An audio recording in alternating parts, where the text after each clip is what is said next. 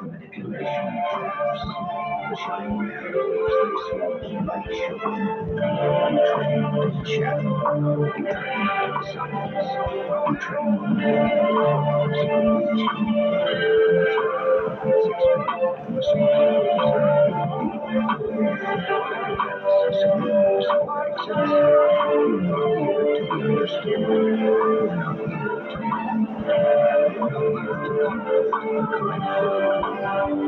you are here to witness the unraveling, to carry the torch of vision through landscapes so psychologically that people close their eyes.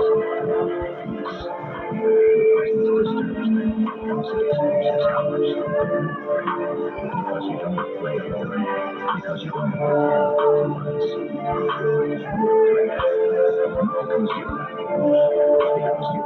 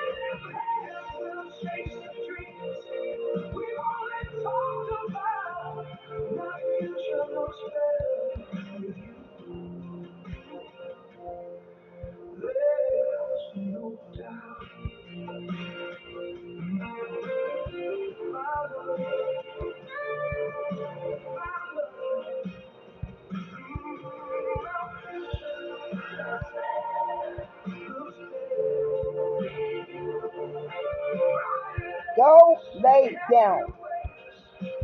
Lay down.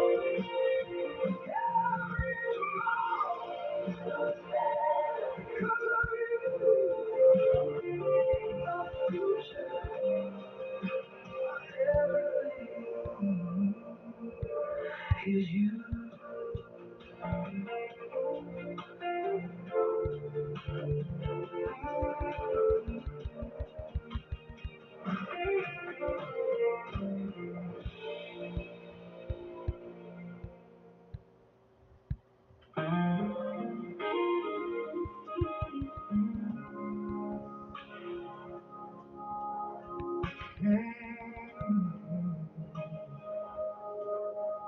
You made my heart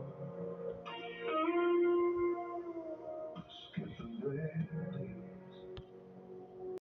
Represented by pastors that this will be their normal Sunday morning in the A holy parcel from above.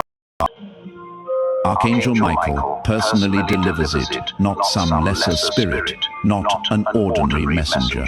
Archangel Michael himself carries it forward. Why is that? Because this isn't an everyday blessing. This kind shatters chains handed down through generations. A rare, precious gift one that reroutes your entire life's path. The very thing you feared would never arrive, as years passed, with nothing shifting. Yet now is the moment it finally comes. Still, receiving it requires your willingness. Before it fully reaches you, your spirit must first claim it. Stay silent, and it slips away like other charms.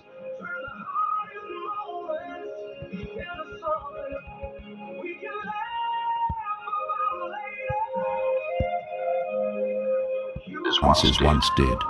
You hesitated before, and they vanished. But this time differs. Archangel Michael's words leave no room for doubt. Anyone receiving this message tonight will fall to their knees in wonder. Their hearts will overflow. That is how genuine this is. God withheld this gift until you gained the strength to bear it. And now you have. Don't feel like beginnings. They don't arrive with excitement or chaos or the dramatic certainty people write stories about. They arrive quietly.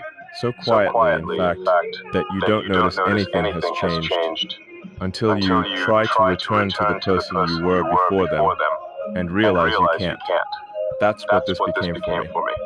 Not sudden, not explosive, just irreversible.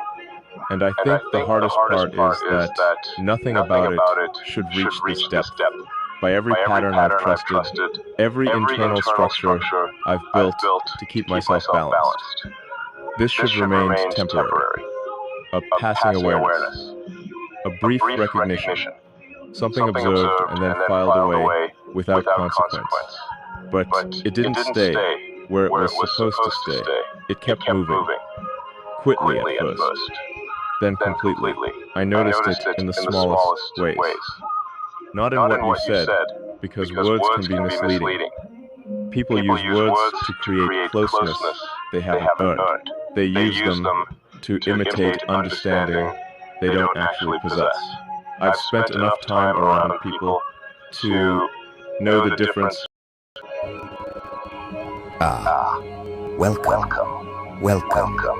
Welcome. You know exactly what you did. And so does Elon.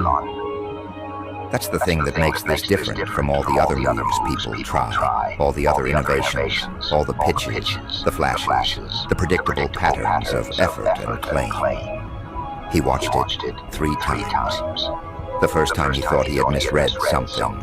The second time he slowed it down, rewound, analyzed every frame, every word, every nuance. The third time, he stopped trying to understand it altogether, and his face went blank. That pause wasn't hesitation. It wasn't disbelief. It wasn't admiration. It was a system encountering an input it couldn't process. A mind calibrated to see the edges of every move, every calculation, every potential, suddenly confronted with something that didn't obey any rules it had internalized. Most people don't realize what it means to be on the other side of someone like Elon Musk's intellect. People assume he reacts quickly because he's it's because he cannot fit to make sense of the world. That's a rare phenomenon. That's what makes what you just did dangerous, not in the violent sense, but in the sense that it cannot be contained, cannot be reduced, cannot be neutralized by the usual methods of that for a second. Musk has watched more product launches, more innovation, more strategic plays than almost anyone alive. He has been the architect of vision and execution, the person who anticipates competitors' moves before they themselves realize what they're doing. And yet he had to watch it 3 times, not to enjoy it, not to learn from it, not to prepare a response, but to comprehend it at all. That's the kind of disturbance you created. That's the kind of intellectual gap that isn't filled by curiosity or effort. It can only exist when someone operates on a level of clarity and precision that the observer cannot parse. And it doesn't stop there. Because when Elon Musk's face went blank, that pause echoed farther than the screen you crossed. It reached the edges of the industry. People who work inside aerospace, inside technology. Weaponized your vulnerability and treated your love like it was disposable. They dragged your name through dirt that they walk in and still thought they could outrun karma. But look at them now. Look what life is doing to the ones who couldn't keep your name out their mouth. Look what the universe is doing to the ones who made you their obsession. Before we go any further, like and subscribe if you're really one of the chosen ones. This ain't just a message, it's a spiritual call to arms. When you do, it tells YouTube to send this to more souls like you, the ones who've been targeted, betrayed, overlooked and underestimated, but never the ones they played anyway. They tested you repeatedly. They studied your light like a predator studies prey, looking for any crack, any weakness. They got bold, didn't they? Some of them tried to humiliate you in public, made whole group chats just to tear you down, tried to block your blessings, intercept your opportunities, and keep your name in rooms you were never in. But the gag is, you didn't need the room. because God built a whole palace for you elsewhere. You know the ones I'm talking about. The ex who swore you'd never rise without them. The fake friend who clapped when you failed. The sibling who was jealous of your gift since childhood. The jealous co-worker who smiled in your face and ran to management behind your back. The hater who laughed at your struggle, thinking the universe wasn't watching. But it was. And now the get back? Oh, it's nasty, silent, unrelenting, spiritual. You didn't have to lift a finger. The universe is doing it for you.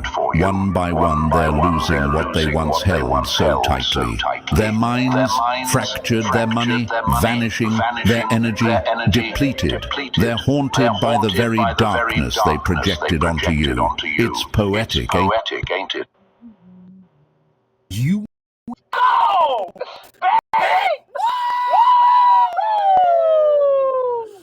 the tower coming out here for you, though. I told you you're breaking societal norms. You have gone through so many transitions in your life that the rest of your life is downhill. I'm not saying there's not going to be some speed bumps to your like. My beloved child, stay with me for a few minutes. Do not rush to turn to another sound, and do not let your hand keep scrolling as though this moment were no different from all the others that have passed. Your spirit recognized my presence before your mind understood why you felt compelled to listen. I have not come to take more strength from someone who is already exhausted. I have come to restore what the noise has taken from you, a peaceful rhythm of breath, clarity, and the assurance that you have not been abandoned on this path. Be still for a moment. I have drawn near, not to judge the days when you were weak, but to tell you that something you did in secret has touched my heart. You did not think that prayer carried any weight. You spoke it when your voice could barely form a sound. Perhaps you only sighed and turned your face toward the darkness. Perhaps you stood beneath the shower longer than usual, so no one would see your tears. Perhaps you sat in your car before going inside, placed both hands on the steering wheel, and wondered how much longer you could hold everything together. You did not use beautiful words. You could not organize your thoughts. You only said, "Lord, I am tired," or "Please do not make me go through this alone." Or perhaps you said nothing at all. But I heard the part your lips could not express. I heard your heart knocking on heaven's door through every painful beat. I heard the honesty behind your silence. You need to know this from the very beginning. That prayer did not fall to the ground. It reached its destination. It reached me. It touched my heart. I know you have heard promises before, only to awaken beneath the same heaviness. That is why a part of you is guarded even now. You want to believe, but you are afraid to hope again. You want to open your heart, but you remember too clearly what it felt like to wait for a call that never came, to watch a door close, and to give everything you had while others moved forward, and you remained in the same place. You continue to say that you are fine, but when night comes, you replay old conversations in your mind. You think about what you should have said. You imagine different outcomes. You examine the decisions you made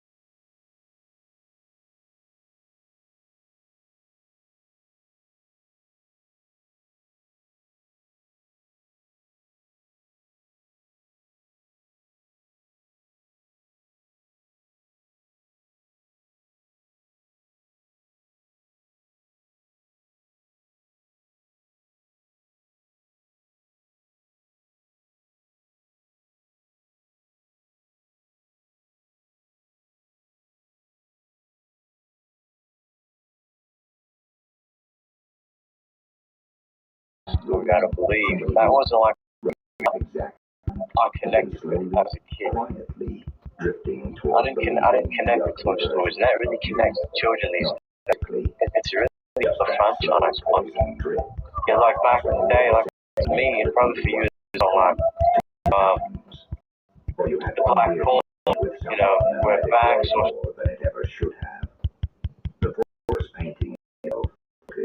Aristocats, The color's all wrong. Jungle Book. I didn't really care for like 3D Pixar stuff. And I know how you would hear it. A silence. With a sense of uncertainty, as if they are trying to figure out who you have become or what has changed. Perhaps you have felt like everyone is pulling away, creating an unexplainable or unbridgeable distance that leaves you standing in the middle of your own life, feeling abandoned even when surrounded by others. And the worst part, yes, the worst part, is that you have begun believing the explanation offered during your quietest moments. That explanation whispers that you are being excluded because something is fundamentally wrong with you. It tells you that people are pulling away because they see a disqualifying flaw in you. It claims that your Chapter 1. In the beginning, God created the heaven and the earth. And the earth was without form and void, and darkness was upon the face of the deep. And the Spirit of God moved upon the face of the waters. And God said, "Let there be light." And there was light. And God saw the light that it was good. And God divided the light from the darkness. And God called the light day, and the darkness he called night, and the evening. And the morning were the first day. And God said, "Let there be a firmament in the midst of the waters, and let it divide the waters from the waters." And God made the firmament, and divided the waters which were under the firmament from the waters which were above the firmament. And it was so.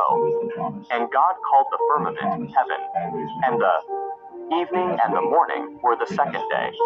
And God said, "Let the water be for signs and for seasons, and for days and years, and let them be for lights in the firmament of the heaven to give light upon the earth." And it was so. And God made two great lights, the greater light to rule the day, and the lesser light to rule the night.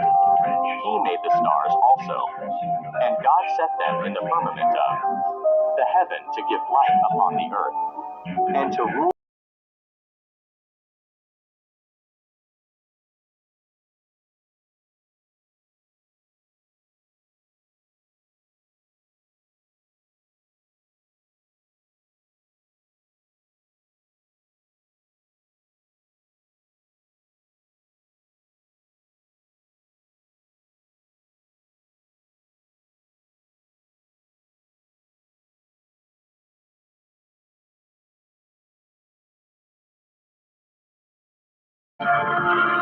Because when you don't think, they realize they're not as in control as they thought. You're fearless.